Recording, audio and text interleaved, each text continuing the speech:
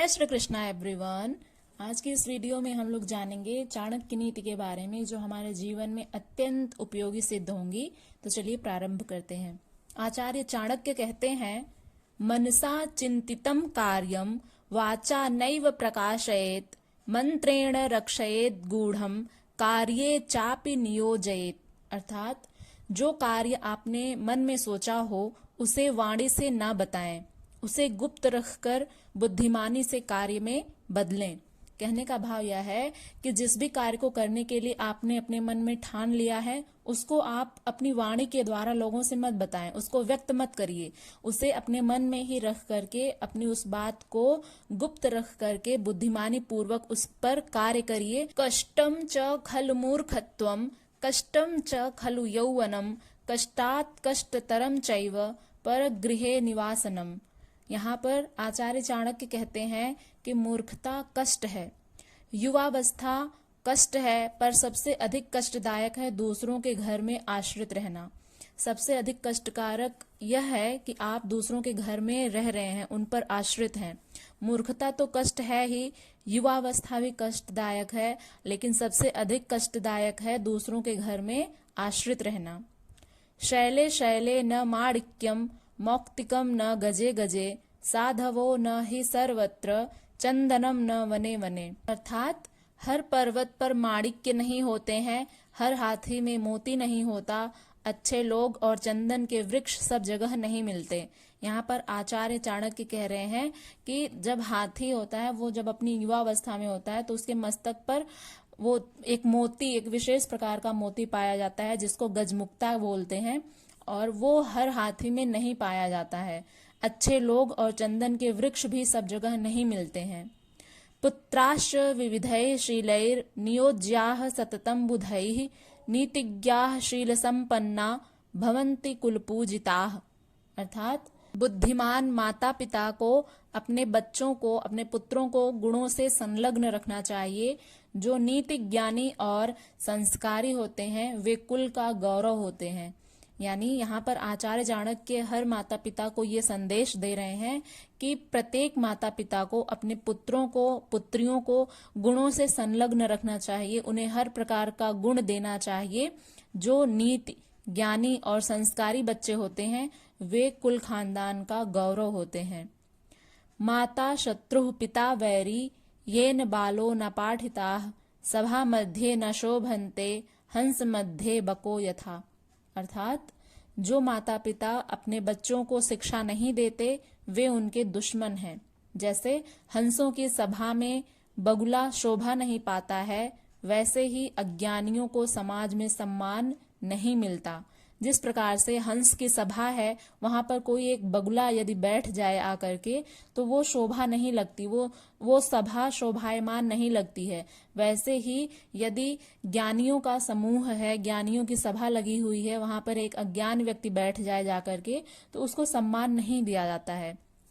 इसलिए यहाँ पर आचार्य चाणक्य प्रत्येक माता पिता को यह संदेश देते हैं अपनी इस नीति के माध्यम से कि प्रत्येक माता पिता को अपने बच्चों को शिक्षा अवश्य ही देनी चाहिए। जो उनको शिक्षा नहीं देते हैं वे उनके दुश्मन होते हैं।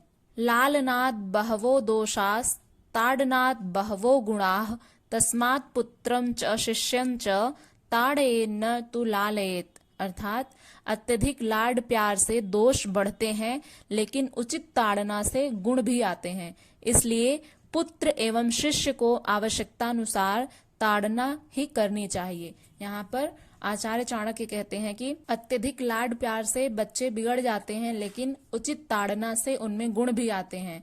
इसलिए पुत्र एवं शिष्य की आवश्यकतानुसार ताड़ना करनी ही चाहिए, क्योंकि वे यदि आप उनको अधिक स्नेह करेंगे तो वे बिगड़ जाएंगे। इसलिए समय समय पर उनको दंड भी अवश्य ही देना चाहिए। आगे वे कहते हैं, कांता वियोगः स्वजनापमानम, ऋणस्य शेषम कुनृपस्य सेवा, दरिद्र भावो विषमा सभा च, विनाग्निना ते प्रदहन्ति कायम। अर्थात पत्नी का वियोग, अपमान, ऋण, दुष्ट राजा की सेवा, गरीबी और बदलाव की सभा, ये 6 आग के बिना ही शरीर को जला देते हैं।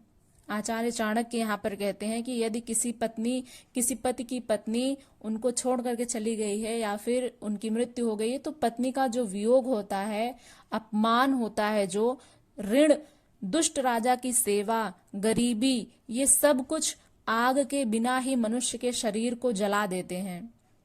नदी तीरे च ये वृक्षाः परगृहेषु कामिनी मंत्रहीनाश्च राजानः शीघ्रं नश्यन्त संशयम्। कहने का भाव यह है कि नदी के किनारे पेड़ और परगृहेषु यानी दूसरों के घर में कामिनी यानी कोई काम से युक्त महिला यदि दूसरों के घर में है तो वह भी मंत्रहीनाश्च राजानः शीघ्रं नश्यन्त संशयम्। और बिना मंत्रियों वाला राजा ये निश्चित ही शीघ्र नष्ट हो जाते हैं। यदि नदी के किनारे पेड़ है तो नदी में कभी भी बाढ़ आ सकती है तो वो पेड़ गिर जाएगा।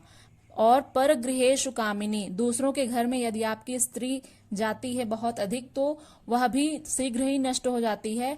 और मंत्रहीनाश्च राजानः, बिना मंत्रियों वाला राजा भी शीघ्र ही नष्ट हो जाता है, क्योंकि राजा मंत्रियों से ही सलाह पर परामर्श लेते हैं। इसलिए यदि बिना मंत्रियों वाला राजा है तो वह भी शीघ्र ही नष्ट हो जाता है।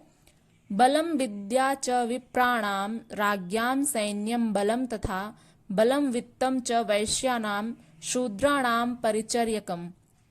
अर्थात ब्राह्मण का बल विद्या है, राजा का बल सेना है, वैश्य का बल धन है और शूद्र का बल सेवा भाव है। निर्धनम पुरुषम वेश्या प्रजाभग्नम नृपम त्यजेत खगावीत फलम वृक्षम भुक्त्वा चाभ्यगतो गृहम। अर्थात वेश्या निर्धन पुरुष को छोड़ देती है, जनता कमजोर राजा को छोड़ देती है, पक्षी फलहीन वृक्ष को छोड़ देते हैं और अतिथि भोजन के बाद निकला हुआ घर छोड़ता है। यानी यहाँ पर आचार्य चाणक्य कहते हैं कि जो वेश्या होती है वो निर्धन पुरुष को छोड़ देती है, क्योंकि वेश्या को धन चाहिए होता है। तो यदि निर्धन पुरुष उसके पास जाएगा तो वो उसको छोड़ देती है।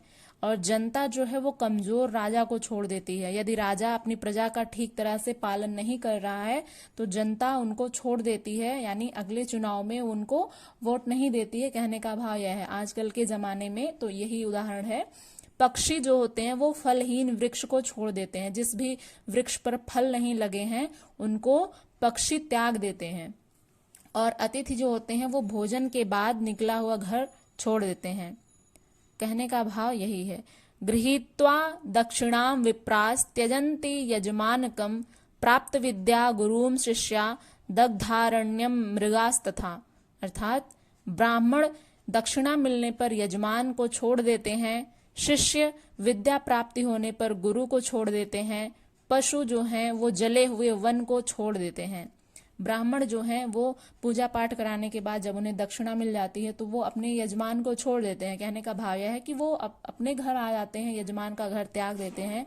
और जो शिष्य है वो जब अपनी विद्या को समाप्त कर लेता है, अपनी विद्या अर्जन कर लेता है तो वह अपने घर पर आ जाता है। इस प्रकार से वो अपने गुरु का भी त्याग कर देता है। और पशु जो है वो जले हुए वन को छोड़ देते हैं। जिस वन के सारे पेड़ ही जल गए हों उसको पशु अवश्य ही छोड़ देते हैं। तो आशा करते हैं कि आप लोगों को ये वीडियो पसंद आई होगी। यदि ये वीडियो पसंद आती है तो इसको ज्यादा से ज्यादा लोगों तक शेयर करिएगा, कमेंट करिएगा और चैनल पर यदि नए हैं तो सब्सक्राइब करके बेल आइकन को अवश्य ही प्रेस कर लीजिएगा ताकि आने वाली हर एक वीडियो की सूचना आपको मिलती रहे। मिलते हैं नेक्स्ट वीडियो में, तब तक के लिए अपना ध्यान रखिएगा। हरे कृष्णा।